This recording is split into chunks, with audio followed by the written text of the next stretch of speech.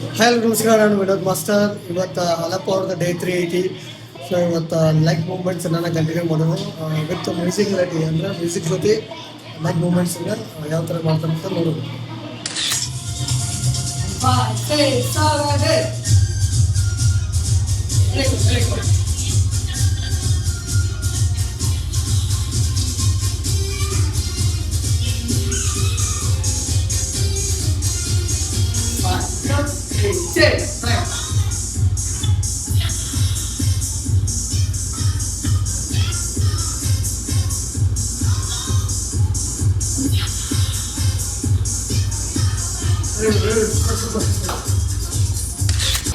Day 3 ಯಾವ ಥರ ಹೋಯ್ತು ಅಂತ ನೀವು ನೋಡಿದ್ದೀರಿ.